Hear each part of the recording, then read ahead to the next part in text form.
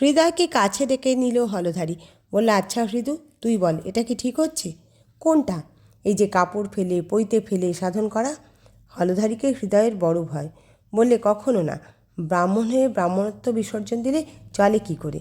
বল সেই কথা। উৎফুল্ল হলো হলধারী। কত জন্মের পুণ্যে ব্রাহ্মণের ঘরে জন্ম, সেই ব্রাহ্মণত্ব উনি এক কথায় নস্যাৎ করে দেবেন? এক কথায় আর সবার মতো হৃদয় নস্যাৎ করে দিল।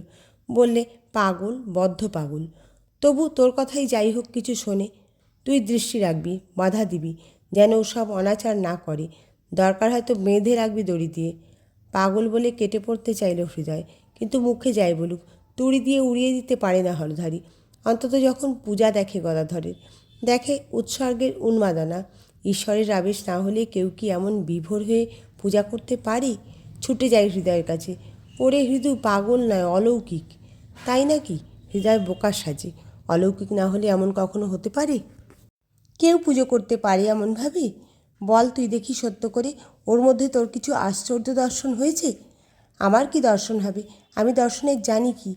নইলে ওকে তুই রাত দিন এমন চাকরের মতো সেবা করিস কেন? তবু মনে হয় আরও কেন করতে পারি না। তবু হৃদয়ের মুখে তৃপ্তির তন্ময়তা। চিনতে পেরেছি হলধারী, আর তার ভুল হবে না। এবার আমি তোকে ঠিক চিনতে পেরেছি। নিশ্চয়ই তোর মাঝে দিব্যাদেশ হয়েছে। হিসেবে আর ভুল হবে না আমার। গদাধর হাসে। আবার কখনো গোলমালে চণ্ডীপাঠ হবে, তার ঠিক কী? মন্দিরের কাজ সেরে পাঁজি পুঁথি নিয়ে পড়তে বসে হলধারী। মাথা পরিষ্কার করবার জন্য এক টিপ নস্যি নেয়। সেই এক টিপ নস্যিতেই খুলে যায় বুদ্ধি। ভাবে, এত শাস্ত্র শাসন কিছু পড়েছে গদাধর, বোঝে কিছু? ডাকু গদাধরকে। তুই এসব কিছু জানিস, বুঝতে পারিস? খুব। কি করে পারবি? তুই তো আকাট মুখ্য। আমি মুখ্য হলে কি হয়?